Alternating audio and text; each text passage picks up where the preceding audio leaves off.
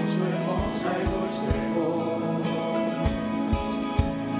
Mi conciencia me recuerda, necesito su perdón. ¿Quién es el Rey de Gloria? ¿Quién me lo ofrece hoy? ¿Quién es el Rey del cielo? El bendito Rey de paz. Me revela los misterios de su reino celestial. Espíritu anhela, en su gracia siempre está. ¿Quién es el Rey de Gloria? Hijo del hombre, Hijo de Dios. Díselo fuerte, iglesia, su nombre. Su nombre es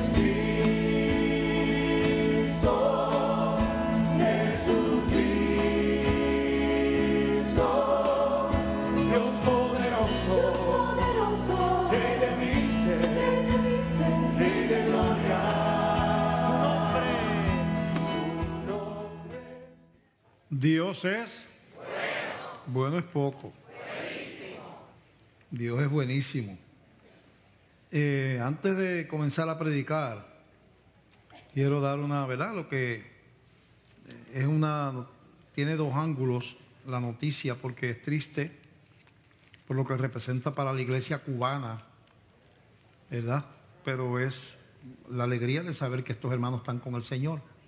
En el avión que se cayó en Cuba, donde perecieron yo no sé cuántas personas, dentro de esas personas habían 10 parejas de pastores con sus esposas que venían de un retiro, regresaban a su ciudad desde La Habana en ese avión, y pues perecieron.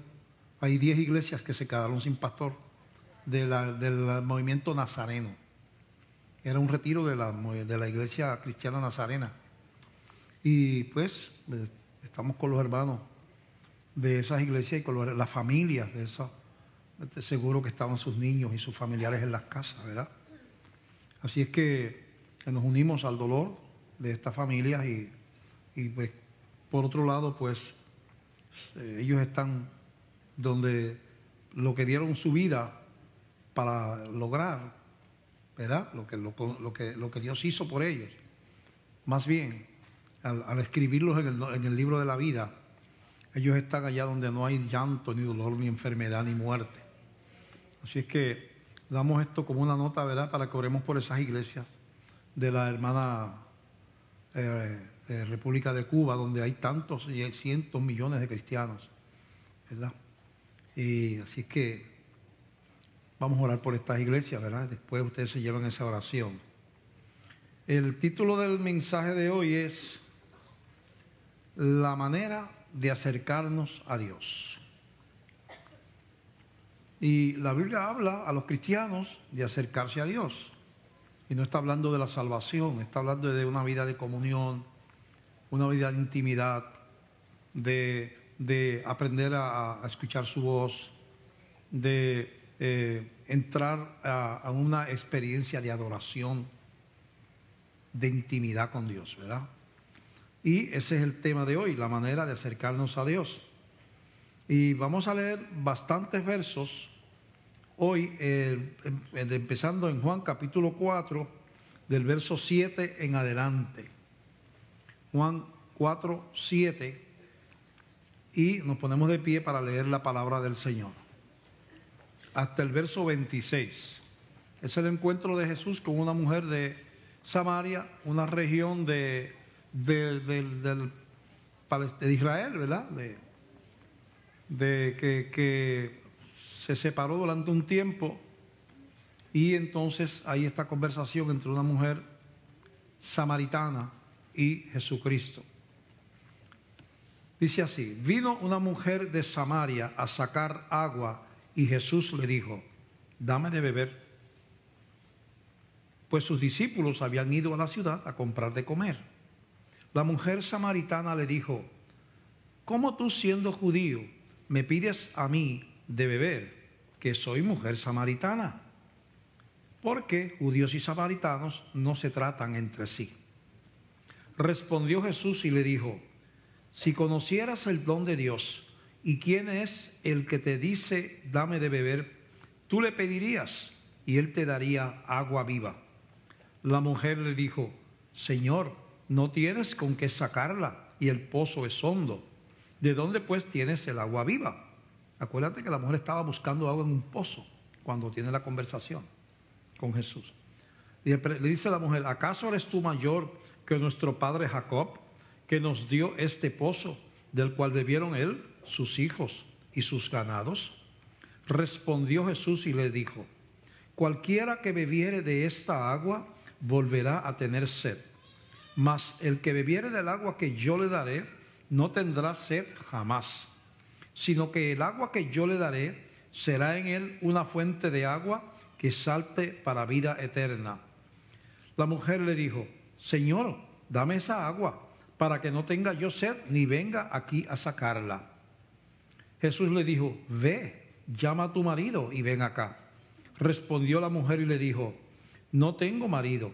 Jesús le dijo: bien has dicho, no tengo marido, porque 5 maridos has tenido, y el que ahora tienes no es tu marido. Esto has dicho con verdad. No se sabe si era que no estaban casados o si era el marido de otra. Jesús le dice que 5 había tenido y el que tenía no era marido de ella. Le dijo a la mujer: Señor, me parece que tú eres profeta.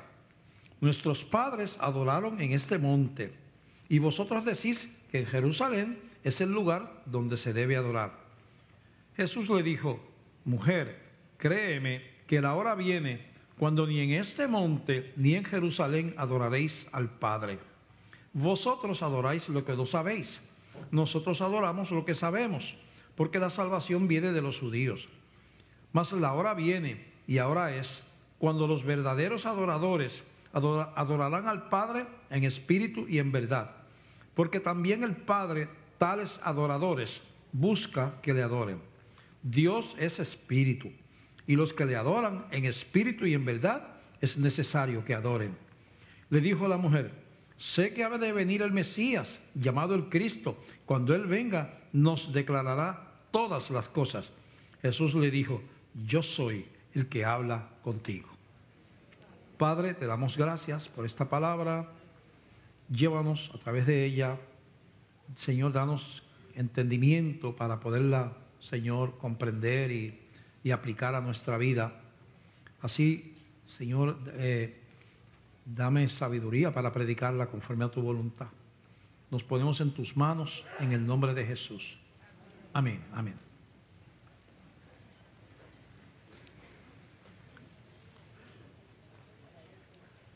Lo primero que vamos a decir es que la tradición puede estar equivocada. Un error largo de siglos inclusive no lo hace una verdad, una mentira que dure mucho tiempo, no se transforma en verdad. El tiempo no transforma lo que no es verdad en verdad. No se cambia la naturaleza de la mentira con el tiempo.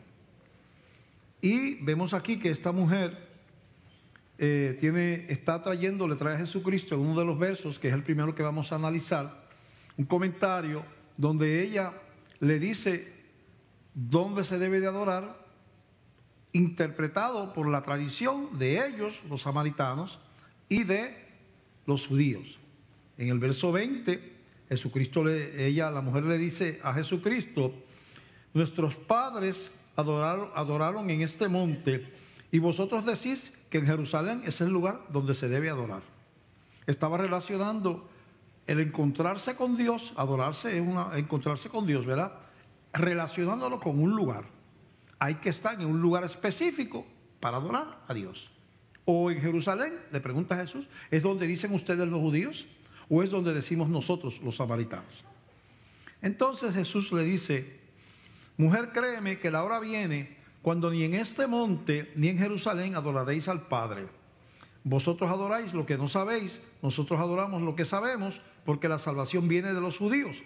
Mas la hora viene y ahora es cuando los verdaderos adoradores adorarán al Padre en espíritu y en verdad, porque también el Padre, tales adoradores, busca que le adoren.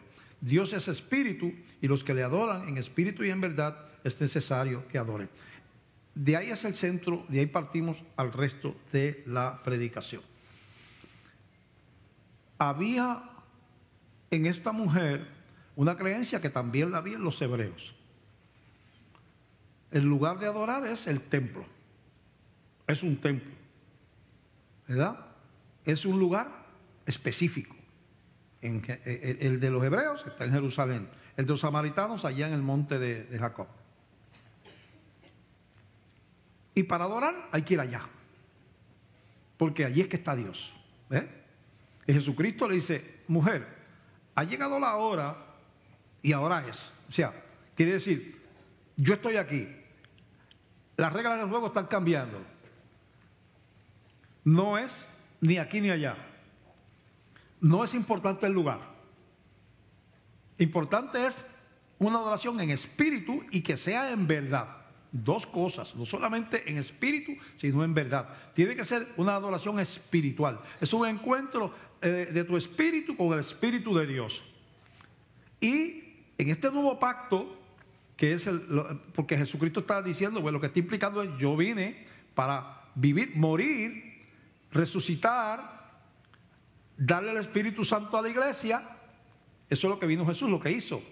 Y ahora se adora al Padre en espíritu y en verdad. Ya no es representaciones materiales. La Biblia dice que nosotros somos templo del Espíritu Santo, los humanos. En el Antiguo Testamento, como vemos en la pintura, en el desierto, por ejemplo, los hebreos, Dios les mandó a hacer un templo representativo, simbólico del que iba a venir. No era eso lo final, dice la misma Biblia. No era final, era un símbolo, una sombra de lo que iba a devenir. Todo aquí, esto está pintado de acuerdo a como lo describe la Biblia, todo aquí representaba a Jesucristo proféticamente. Esto fue cientos y cientos de años antes de Jesús. El cordero que sacrificaban era Jesús, que iba a morir por los pecados. Representaba a Jesús, representaba. El sumo sacerdote, que era el único que podía entrar con esa sangre de ese cordero allá adentro, representaba a Jesús, nuestro sumo sacerdote. El agua del lavacro donde se lavaban los sacerdotes representa la palabra de Dios, que es el símbolo es el agua. Lo que había aquí adentro, cada cosa tenía un símbolo. Había una lámpara con 7 puntas en Apocalipsis. Eso representaba las iglesias. Las iglesias. Cada lámpara de 7 hacia arriba representaba una de las 7 iglesias de Asia. El incienso representaba las oraciones del pueblo de Dios. Así cada cosa. Aquí a mitad de este tabernáculo hecho de manos, de pieles, porque estaban en el desierto, de telas, en esta mitad había una cortina, un velo, que no podía pasar nadie para acá donde estaba el arca del pacto. El que pasara ahí caía muerto instantáneamente. Solamente una vez al año, con la sangre del cordero, que era lo único que evitaba que el sacerdote cayera muerto, era que llevaba sangre de un cordero, representando que lo único que nos libra del juicio de Dios y que nos permite entrar al lugar santísimo es la sangre del cordero, que en este caso es Jesucristo. Cuando Cristo muere, ese velo se rasga. Dice la Biblia, y Jesús expiró, murió, y el velo del templo se rasgó de arriba para abajo. Representando que la separación, ese velo de separación representaba la separación por el pecado. Ahora había un camino libre para entrar hasta ese lugar santísimo por medio de la sangre del Cordero de Dios, que es Jesucristo, no de un animal como era simbólico, sino del mismo Cristo. Así que los cristianos tenemos comunión espiritual con Dios, porque por la muerte de Cristo se abrió un camino. El Espíritu Santo viene a morar al creyente, por eso dice la Biblia que somos templo del Espíritu Santo, y tenemos comunión directa con Dios. No necesitamos lugares ni representaciones humanas. Eso es lo que está diciendo Jesús. Jesús lo dice con toda claridad. Vamos a leer otra vez. Dice: Dice, mujer, créeme que la hora viene cuando ni en este monte ni en Jerusalén adoraréis al Padre. Vosotros adoráis lo que no sabéis, nosotros adoramos lo que sabemos, porque la salvación viene de los judíos. Mas la hora viene y ahora es, o sea, ya yo llegué y ahora es, cuando los verdaderos adoradores adorarán al Padre en espíritu y en verdad, porque también el Padre, tales adoradores, busca que le adoren. Dios es espíritu. Así que tú no lo puedes representar. No tiene, si tú haces una imagen de Cristo y te pones a adorarlo, tú eres un idólatra. Porque eso es una mentira. Eso no es Cristo. Dios es espíritu. Eso es. Pero es de Cristo. Sí es de Cristo, pero eso es hecho por mano de hombre. Eso no es Cristo. La adoración es espiritual. Ahora del espíritu no tienes que estar en la iglesia para adorar. No, para tú encontrarte con Dios no tienes que estar en la iglesia. No tienes que, solamente tienes que, tú como cristiano, en la casa, en el auto, en el baño, en la cocina, en el bajo de un árbol, donde quiera que tú espiritualmente te comunicas con Él, ocurre ese encuentro de adoración, de intimidad, sin necesidad, lo que está diciendo Jesús, de estar yendo a lugares santos. Todavía existe la adoración representativa por objetos materiales. Ustedes saben que existe en el mundo lugares santos, lugares de peregrinación, la gente postrándose delante de cosas hechas por manos de hombres, ¿verdad? Pero obviamente eso es lo que está diciendo Jesús, que no se debe de hacer. Ahora, ¿por qué habían dos lugares de adoración diferentes? Uno en Samaria y uno en Jerusalén. Originalmente, ambos, eso era parte de la nación hebrea. Tanto Samaria como la parte sur. Pero después de Salomón vino su hijo llamado Roboam, un joven rebelde y no espiritual, un hombre que perdió el reino. Se rebeló contra él uno que se llamaba Jeroboam y se fue con sus ejércitos al norte. Y en el sur, en Judea, se quedó Roboam. Y la nación se dividió en dos. En el medio, entre Galilea, que es bien al norte, y Judea, que es bien al sur, en el medio está Samaria. En un momento determinado de la historia, los sirios invaden a Samaria, una nación pagana, los sirios. Y entonces Salamansar y después otro rey más y después Ben-Hadad, el rey de Siria también, ocuparon ahí esa parte que era parte del territorio hebreo, y ellos mandaron al exilio a decenas de miles de hebreos y trajeron gente pagana de Siria y Babilonia y los metieron a vivir en Samaria. Trajeron sacerdotes de ídolos y de paganos de allá. Y todo eso ellos lo introdujeron ahí como para cambiarle la religión a ese pueblo hebreo que había ahí. Y hasta cierto punto, como duró mucho tiempo, bastante tiempo ese sitio, esa ocupación, pues muchos hebreos empezaron a cambiar, empezaron a levantar los lugares altos que después Josías destruyó, usted lee más adelante, a los sitios de adoración de ídolos. Y entonces ese lugar se contaminó mucho con la religión pagana.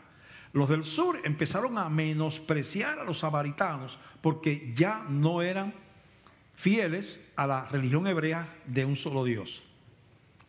Y muchos de ellos habían empezado a adorar de esos ídolos, habían sido arrastrados a eso.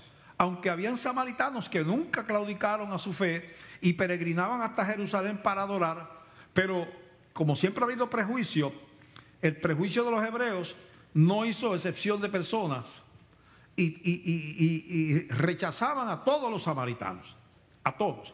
Tanto que para ir de Judea a Galilea estaba Samaria en el medio, que es grande, y ellos, por no contaminarse con los samaritanos, preferían caminar muchos kilómetros más para no pasar por Samaria, que estaba ahí, para llegar a Galilea, y entonces daban una vuelta larga y llegaban a Galilea porque eran Para ellos los samaritanos eran una raza despreciable, aunque era una rama de los judíos. Y se les olvidaba a los judíos que en la historia de los hebreos, muchos de ellos, incluyendo reyes y profetas como Salomón, también practicaron la idolatría. Pero los seres humanos somos así, ¿verdad? Condenamos a otro por lo mismo que nosotros hicimos o hacemos. El asunto es que es en ese contexto histórico que Jesucristo llega y la mujer le dice, cuando le extraña, la mujer estaba sola, posiblemente porque ya tenía 5 maridos y estaba con otro que no era su marido. Las mujeres iban juntas a sacar el agua al pozo y no al mediodía, como estaba esta, iban en la fresca de la mañana o de la tarde, pero posiblemente ninguna mujer quería caminar con ella. A lo mejor era una tumba marido, yo no sé. Pero no estaba sola, ¿verdad? No se acostumbraba que una mujer fuera sola a buscar agua porque se tenía que, entre grupos se protegían de los maleantes y cosas así, pero ella estaba sola. Y ella se extraña porque los judíos veían a una mujer samaritana y no tomaban agua ahí, hasta que ella se fuera. Se paraban por allá lejos, porque no. Pero Jesús viene y habla con ella. Y ella dice, pero ¿cómo tú siendo judío, está hablando conmigo?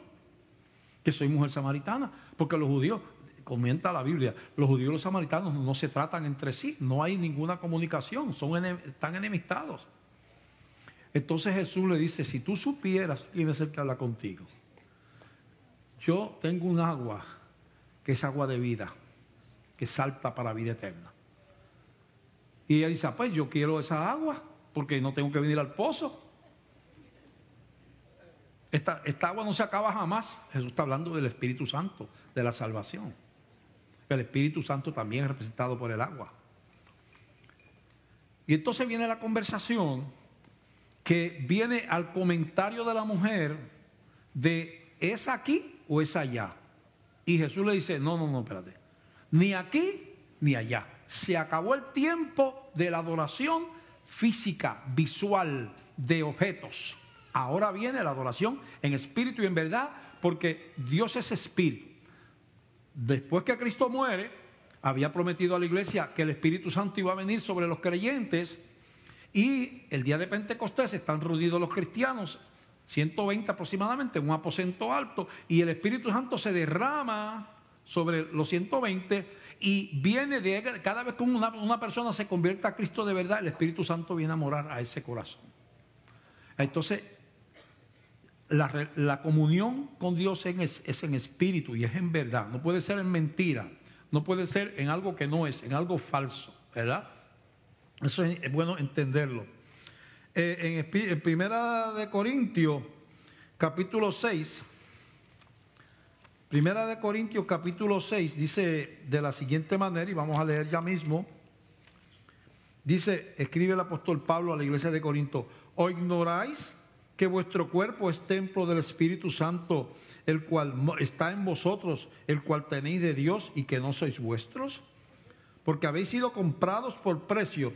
Glorificad pues a Dios en vuestro cuerpo y en vuestro espíritu, los cuales son de Dios. ¿Qué dice el apóstol? Ustedes, los creyentes, son templo del Espíritu Santo. Ahora, Dios no habita en un lugar representado ahí. Pero cuando vino Cristo, nos abrió la puerta para que el Espíritu Santo fuera el templo, nosotros fuéramos templos. De hecho, dice la Biblia que había una llama de fuego de noche sobre ese lugar santísimo. Y cuando viene el Espíritu sobre la iglesia, había una llamita de fuego, dice la Biblia, sobre la cabeza de los 120 que habían reunidos allí. Cada uno tenía una llamita sobre la cabeza, simbolizando al Señor que ahora el Espíritu Santo, el templo era el cuerpo de uno. No hay que ir a ningún lugar santo y santísimo a buscar a Dios. Dios, si tú eres cristiano, Dios está en ti. Y entonces la comunión es espiritual, de espíritu a espíritu, ¿verdad? Eso es que tenemos que entenderlo. Así que se adora a Dios en espíritu porque Dios es espíritu.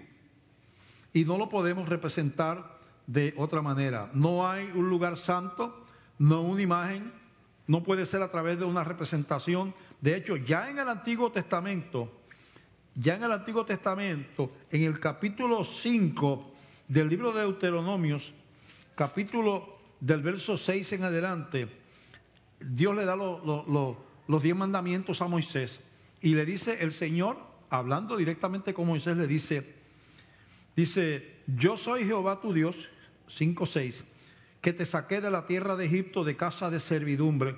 No tendrás dioses ajenos delante de mí, no harás para ti escultura, ni imagen alguna de cosa que está arriba en los cielos, ni abajo en la tierra, ni en las aguas debajo de la tierra. No te inclinarás a ellas, ni las servirás, porque yo soy Jehová tu Dios, fuerte, celoso, que visito la maldad de los padres sobre los hijos, hasta la tercera y cuarta generación de los que me aborrecen, y que hago misericordia a millares, a los que me aman y guardan mis mandamientos. Ya en el antiguo pacto, Dios decía, no hagas representación de nada, ni que esté en el cielo. Pues en que el cielo, no me hagas representaciones, no te pongas a postrarte delante de una imagen de un ángel, o de la imagen de San Pedro, San Pablo, o lo que sea, o de Moisés, o de quien sea, aunque ellos están allá. No te prohíbo eso. Al único que se adore es a Dios. De hecho, cuando el apóstol Juan tiene la visión de Apocalipsis, era tan sorprendente lo que el ángel estaba mostrando, que el apóstol Juan, casi terminando el libro de Apocalipsis, se postra delante del ángel, y el ángel rápido lo levanta y dice, no te postres delante de mí, yo soy una criatura igual que tú. Adora a Dios. Así que adorar a un ángel es pecado, es idolatría, igual que adorar a un becerro. Según la Biblia, si tú le pides a Pablo o a Pedro, que están en la gloria, o a María, tremendas personas, tú estás practicando el espiritismo. ¿Por qué? Porque la Biblia dice, no se puede consultar a los muertos. Y no da excepción. Y toda esa gente está muerta. Así, consultar a los muertos tiene un solo nombre, espiritismo. No tiene otro nombre. Consultar a los muertos se llama espiritismo. Y cuando aquí en ese mandamiento le está quitando toda opción a los seguidores de Dios de estar postrados delante de cosas. Además, si tú le ves la lógica y lo absurdo de eso, primero, suponte que yo hago una imagen de Cristo, o yo la compro para orarle en casa y pedirle a esa imagen. Primero, es un pedazo de madera o de metal. Ya dice, pero ¿qué tiene que ver? ¿Dónde? Eso no es Dios. Segundo, ¿quién hizo eso? Le daba a la mujer todos los días, violaba niños, mataba gente, robaba. Yo no sé quién hizo eso. Y si yo soy el que la hago, ¿tengo yo derecho a fabricarme un Dios para mí privado? Con mis propias manos. Entonces tú empiezas a buscarlo lógica, no bíblicamente, lógicamente, sin usar la Biblia. Ven acá. Si Dios es omnipresente y todopoderoso, y me ama y es misericordioso, está en todas partes y está en mí, dice la Biblia. Soy templo del Espíritu Santo. ¿Para qué yo necesito una pala para hablar con él? Porque tú sabes que aquí, le decimos pala en Puerto Rico, un intermediario que me ayude a llegar al político grande, ¿verdad? Yo quiero hablar con el gobernador y no tengo relación con él, pues entonces voy a lo mejor a un representante de mi pueblo, un legislador o alguien, el alcalde del pueblo mío. Y pues mire, a alguien, tú me puedes conseguir una entrevista con el gobernador, hazme el favor, que yo tengo que hablar con él, ¿verdad? Y hago contactos y voy y hablo por allá y voy por acá, porque yo quiero a alguien que me ayude a llegar a un lugar que yo no puedo entrar. Pero ¿tú crees que la Biblia enseña que tú necesitas palas para llegar a Dios? Si Dios hubiera querido mantenerse lejos, ¿por qué vino a morir en una cruz por tus pecados? Si Él no estuviera deseoso de comunicarse contigo y tener una intimidad contigo, ¿por qué murió en una cruz y dio su vida con tanto maltrato? Para hacerte hijo de Dios y darte el Espíritu Santo. Para que después tú hables con un canto de madera y sustituyas a Dios Espíritu, como dice ahí, por un pedazo de algo que hizo un hombre. Entonces, a veces nosotros, las cosas que han hecho nuestros papás, ¿qué le pasó a esa mujer? Porque ella tenía una creencia que es la misma que tenían los hebreos, porque de generación en generación en generación habían entendido que Dios estaba en un lugar específico. Allí, si tú querías ver a Dios, tenías que ir a ese lugar, encontrarte con Él, porque en otro lado no estaba. Jesucristo está destruyendo eso. Eso no es la manera. Ha llegado la hora, y ahora es cuando la adoración es en espíritu y en verdad. Porque Dios es espíritu. No me lo adores de otra manera. No es un lugar. Es muy hermoso cuando nos reunimos aquí a adorar. Y hay, ¿verdad? Qué bueno. Mañana tenemos círculo de oración aquí, tenemos una noche de adoración en la iglesia. Qué bueno. Pero yo te digo a ti, si tú vas ahora a tu casa y estás en el baño y levantas una oración, cuando vas en el auto, levantas una oración, tú eres cristiano. Si tú estás acostado en la cama y levantas una oración, estás comunicándote con el Espíritu de Dios y no necesitas estar en la iglesia bautista de Glenview. Y si naufragas en una isla desierta y allí, cristiano, te pones a adorar, el Señor está allí igual que en cualquier iglesia del mundo, porque donde estás tú, como eres templo, allí está Él. ¡Qué ventaja! Eso es tremendo. Porque imagínate yo en una cama. Ay, yo quisiera orar, pero yo no me puedo levantar de aquí porque tengo esta enfermedad y Dios está allá en la iglesia. Así que yo estoy aquí con una necesidad, ganas de tener una amistad, intimidad, de gozarme con el Señor, pero como no estoy en el lugar de reunión, imagínate, yo no estoy en Jerusalén, ni estoy en el monte de Jacob, pues yo entonces estoy sin Dios aquí. Pues, hay aquellos que se gocen a Dios por allá, pero yo aquí no puedo, porque yo como no estoy aquí y Dios no está aquí, Dios está allá.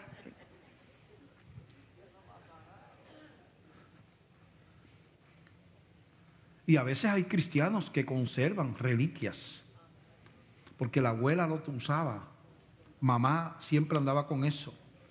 Tenía esto en el closet para que protegiera a la familia. Tenía esto en el automóvil, un medallón en el automóvil para que librara de los accidentes. Deja ponerle al nene una cosa, un azabache para que lo proteja. Tú eres un idólatra. Tú eres un idólatra. Tú eres samaritano. Porque eso es lo que dice la Biblia que no se puede hacer. Entonces, hay abierto un camino, ¿verdad?, que es por medio de Jesucristo, para que tengamos adoración en espíritu y en verdad. Pablo va a Atenas. Esto está en el libro de los Hechos, capítulo 17. Hechos, capítulo 17, dice 22 al 25. Pablo va a Atenas y empieza a mirar que ustedes saben que los griegos eran bien idólatras, la mitología griega, y los montones de dioses. Y empieza a ver dioses por todas las esquinas de Atenas, por todas partes. Y encontró uno que tenía una inscripción. Vamos a leer, versículo 22. Entonces Pablo, puesto en pie en medio del Areópago, dijo: varones atenienses, en todo observo que sois muy religiosos. Religiosos equivocados, pero eran religiosos. O sea que la gente que sigue la idolatría pueden ser muy religiosos. Yo tuve la experiencia de estar en templos hindúes y budistas allá en la India. Y esa gente está orando el día completo y pasando cuentitas. Hay unos nenes benditos que dan pena, que los padres se los regalan se los dan a los monjes para que los críen allá, y están así con unas ropitas como anaranjadas. Y unos animales con los dientes por fuera, así que dan miedo, repitiendo lo que dijo Jesús, que no se orara así, con vanas repeticiones. Con Dios se habla. Dios se habla. Tú no hablas con tu papá de esa manera, y Dios es nuestro Padre. Si tú quieres que tu papá te compre un carrito, papi, dame un carrito, papi, dame un carrito, papi, dame un carrito. Pero, muchacho, cállate la boca ya, que me tienes loco.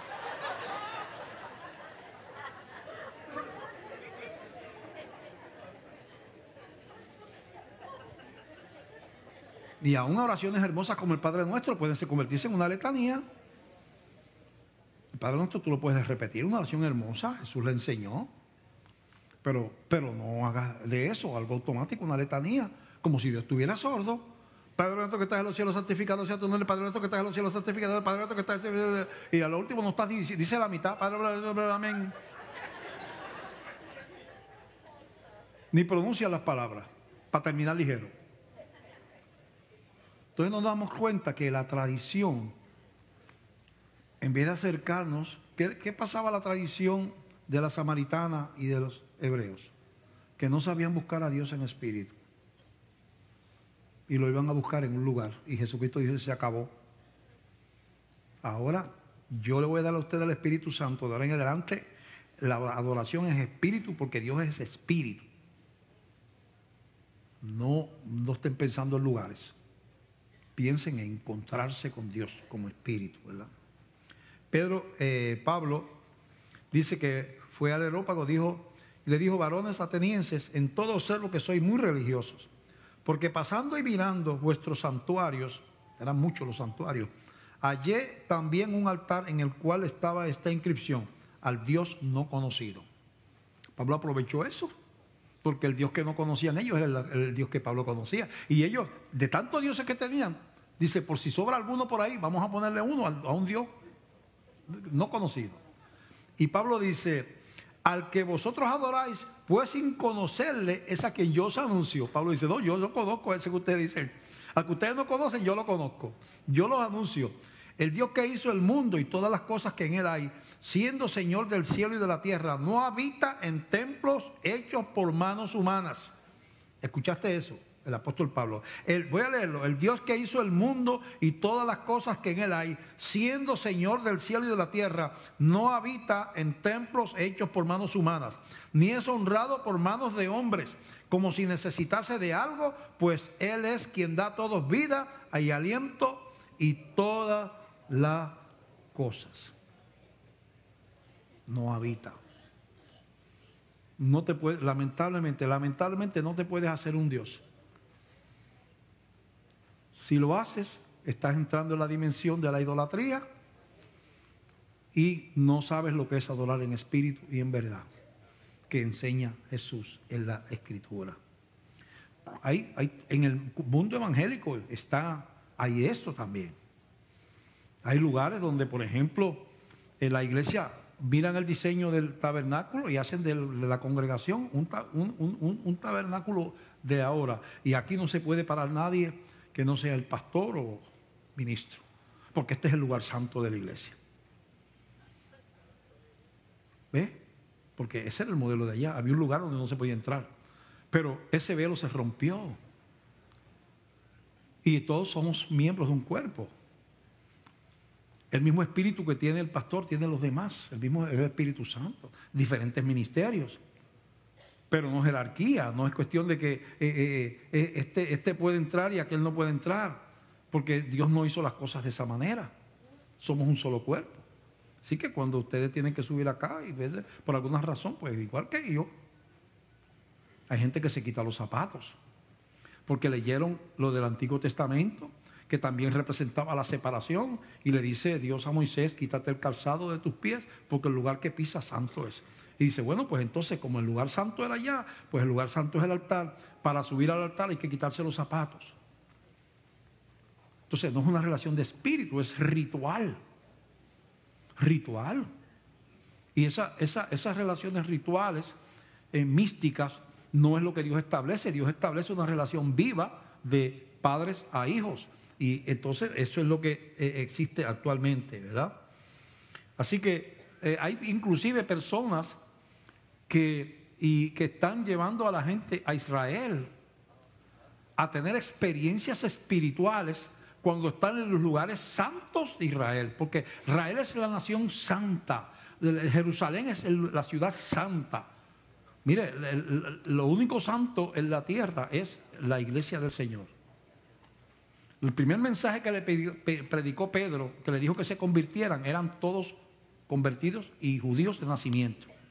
Todos judíos. Toda la primera iglesia era judía. Y tenía que convertirse porque si no se iban al infierno. Porque nadie se salva por ser judío. Si se salvara a alguien por ser judío, ¿para qué vino Cristo? Así es que se llevan a las personas a tener unción porque van a lo que llaman que es la tumba de Jesús, que después de tantos siglos nadie está ni siquiera seguro de si es esa, porque hay muchos sitios turísticos que te los ponen para, ¿verdad? Pero que hubo siglos y siglos que los que tuvieron el control de esos lugares fueron los musulmanes. Entonces, para que tú allí entres, y la unción, porque entré a la tumba, o vas bueno, está yendo gente a bautizarse de nuevo al río Jordán, cristianos.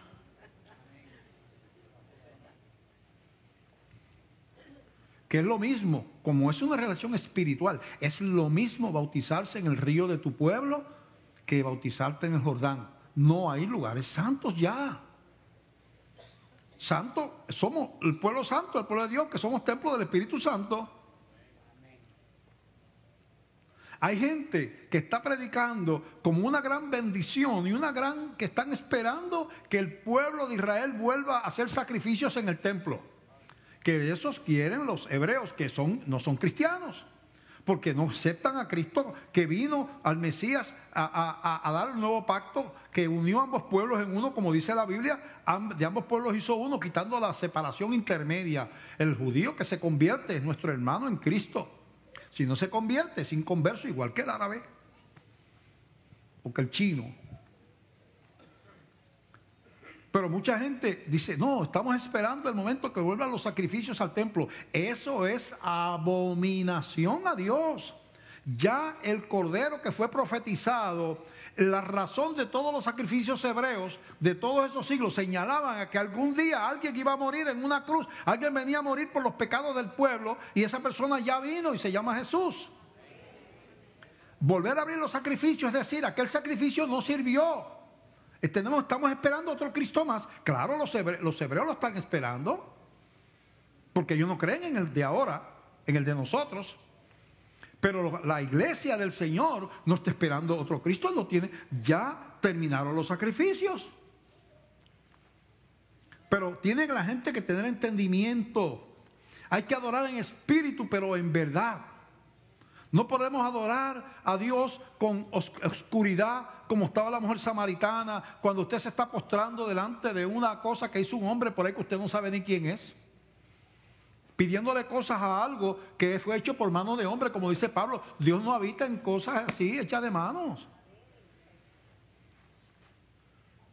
Hay entonces que buscar esa dimensión de la adoración basada en un conocimiento, con entendimiento, una realidad, no una representación falsa. Es en espíritu, pero también es en verdad. Y está Dios en cualquiera de esas representaciones. No solo el primer mandamiento lo prohíbe, sino que estamos confirmando que en el nuevo pacto también se prohíbe adorar cosas representadas en lugares o en figuras, ¿verdad?, hechas por mano de hombre.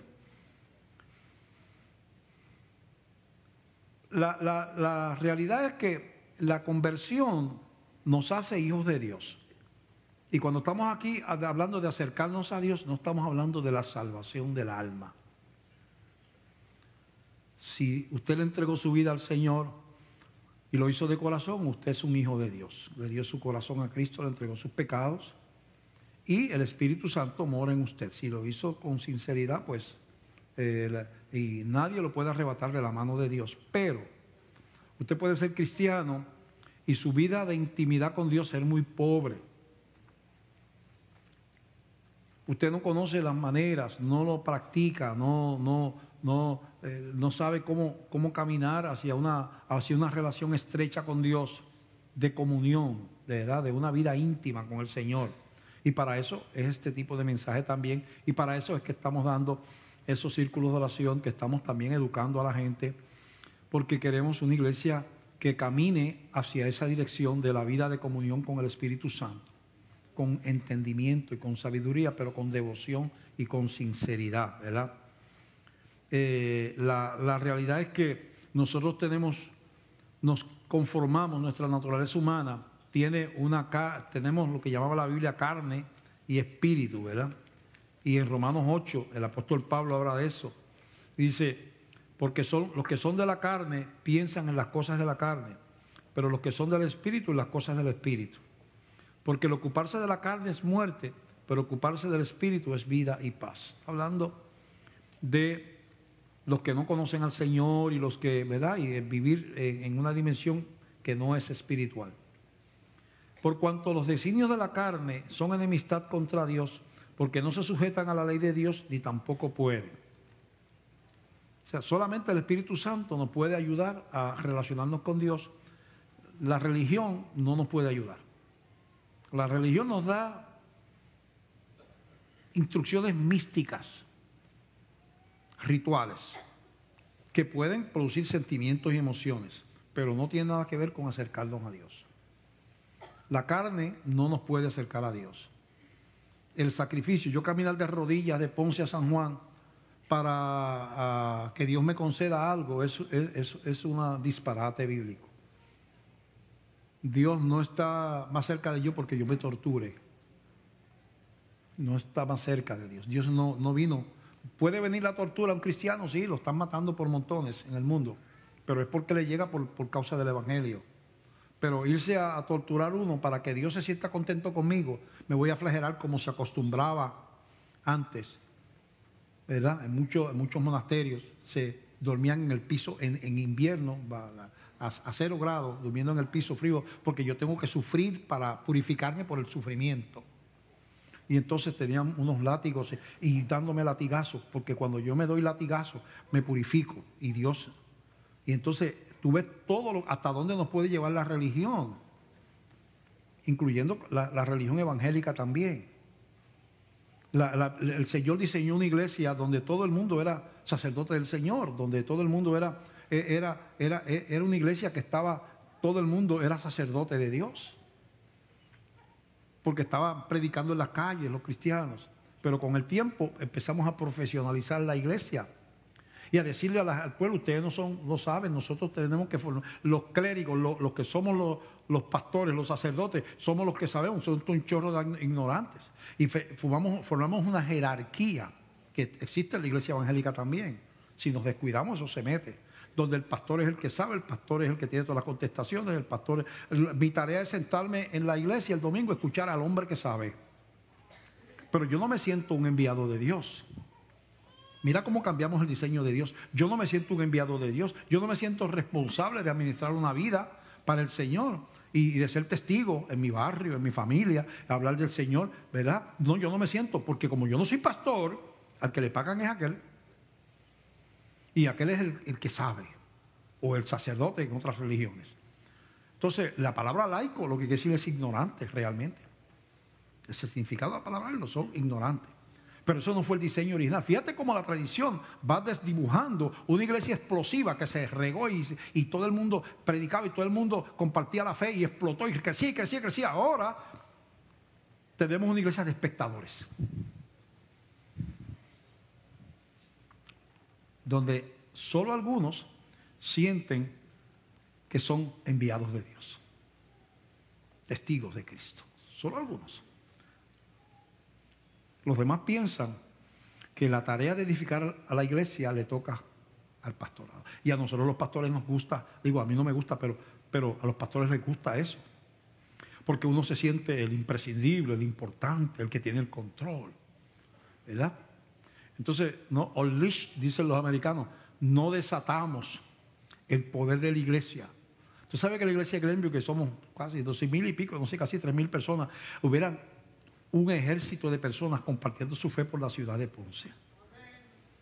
¿Sabe lo que podría pasar?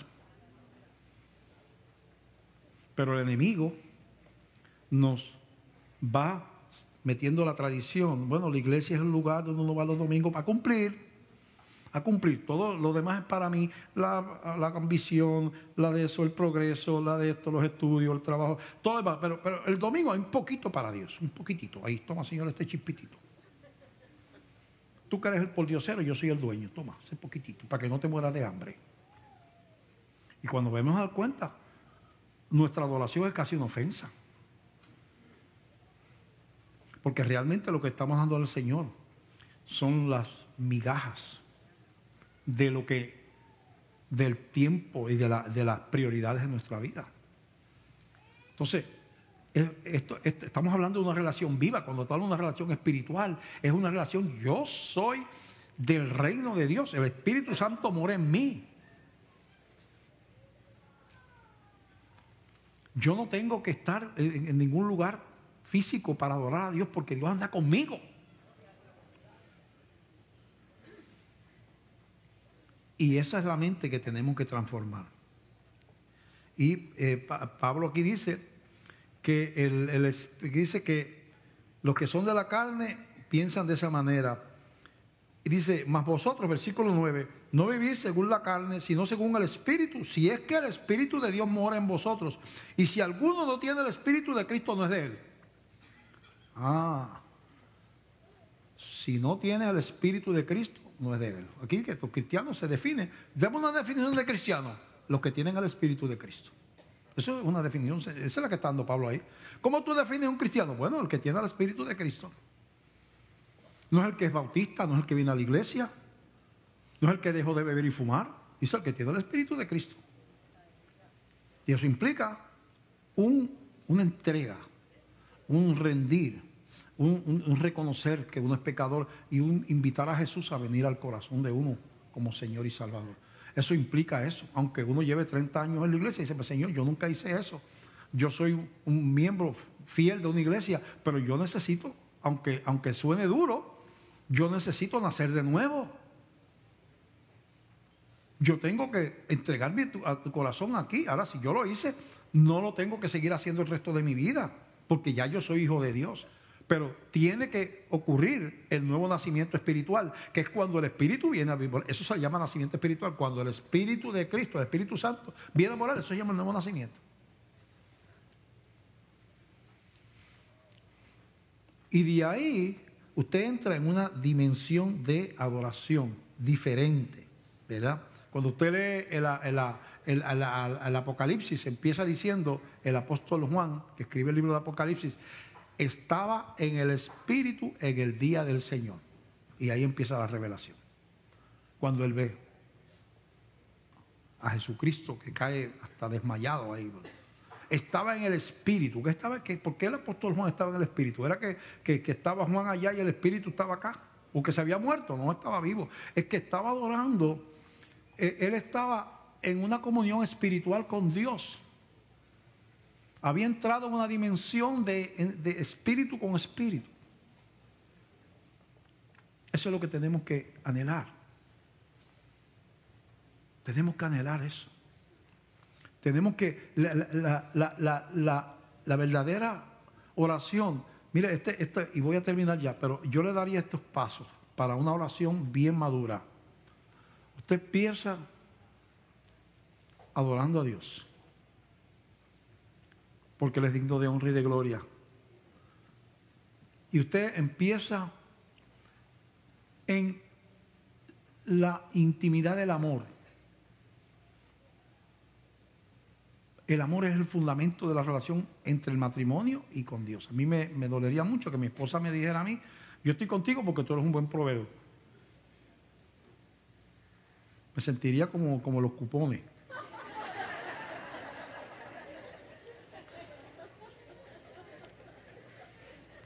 Y entonces yo tener una relación con Dios de ir, Señor, ay Padre Santo, tú sabes que yo necesito, Dios mío, tengo esta dolama en el cuerpo y tengo un hijo mío que está descarriado y además estoy sin trabajo, Señor. O sea, yo empiezo con la lista de necesidades que yo tengo. No hay amor, no he enamorado, no he entrado en el enamoramiento, en el romance con Dios y ya estoy pidiendo. Fíjate que no es la manera. Así no es, los juegos del amor no son así. El preludio es esencial en los juegos del amor. Y hay que estar, el hombre sabio enamora a la mujer. Y la oración sabia adora. Y todavía no está pidiendo nada. Si logramos eso, entramos en una relación de que estoy con Dios contento porque Dios está conmigo, Él es mi Señor, Él me ama, estoy deleitándome en su presencia. Después, si soy todavía maduro, pienso en el reino. Porque yo pienso en el reino, dice, y las demás cosas serán añadidas. Y hay tantas cosas que tienen que ver con el reino, como orar por los misioneros, las naciones, orar por la iglesia, por los ministerios. Bueno, eso sería ya un máximo de madurez. Y al final, como el Señor nos enseñó el Padre Nuestro, Señor, danos el pan nuestro. Es muy legítimo pedirle al Señor las necesidades, muy legítimo pedirle por sanidad, muy legítimo pedirle por el hijo descarriado, muy legítimo pedirle por un trabajo. No, eso es parte. Pero eso que es la añadidura, la colocamos al frosting del bizcocho arriba. Y no sabemos orar. No sabemos entrar en su presencia. Yo voy a terminar, ¿verdad? Dice que el que no tiene al Espíritu no es de él. Preguntando si aquí hay alguna persona que todavía no le ha entregado la vida a Jesús. Para llegar a esa intimidad hay que tener al Espíritu Santo. Es de espíritu a espíritu. Y pues la única manera que el Espíritu viene, dice el que no tiene a Cristo, no tiene al Espíritu Santo, dice ahí, lo acabamos de leer ahorita. El que no tiene el Espíritu de Cristo no es de él. Y Cristo murió, ¿por qué? Por una razón, porque somos pecadores. Y hay que ser humilde y reconocerlo.